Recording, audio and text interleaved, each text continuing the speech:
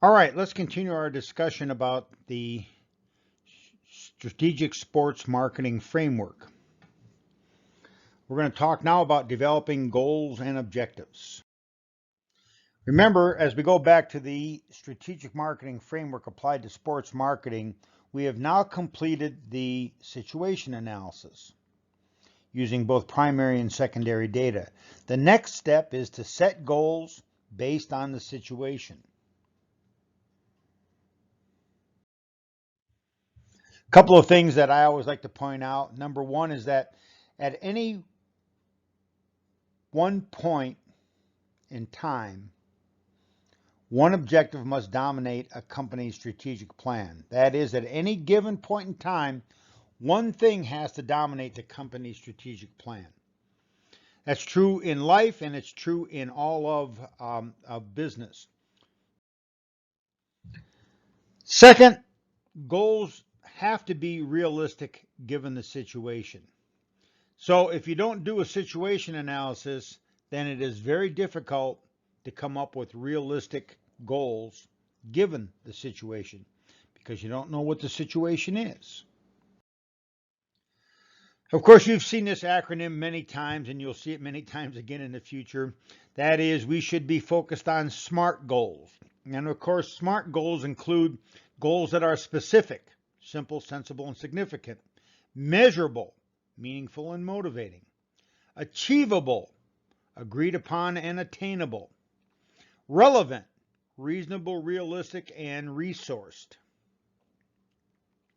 and of course, results-based.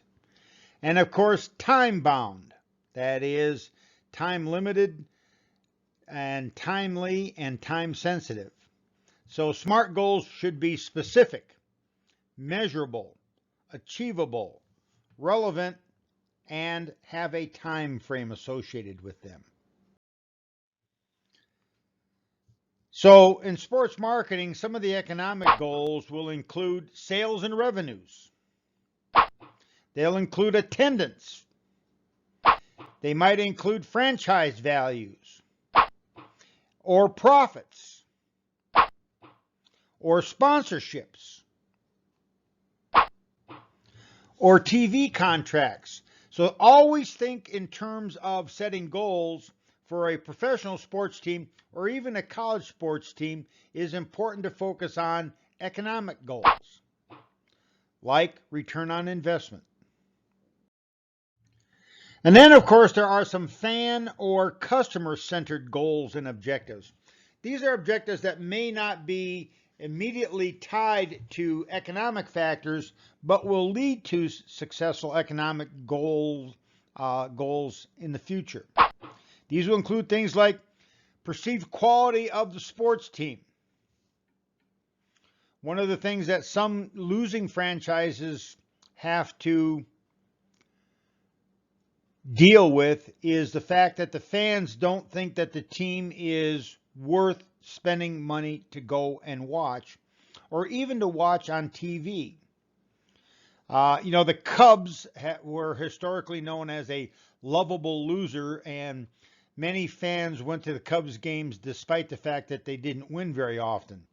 But that is truly the exception to the rule, and at least every franchise needs to have fans that believe that we're going to do much better this season than last season.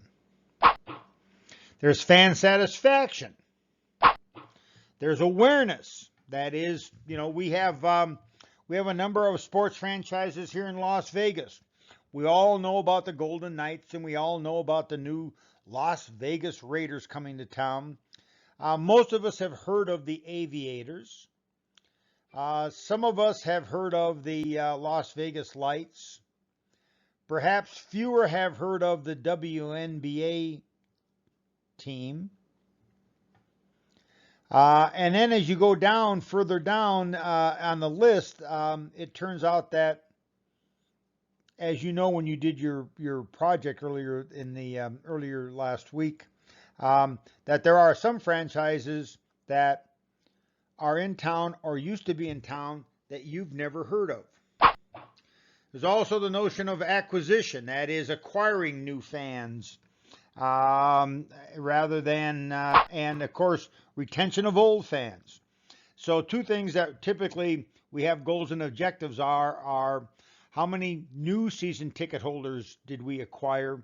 How many new fans did we acquire? And then how many of the old ones did we retain? An example of this, and I'm certainly will repeat this later on when we're talking about understanding fans and building loyalty, is that I had season tickets to UNLV football for 31 years. Last year was the first year I didn't have them.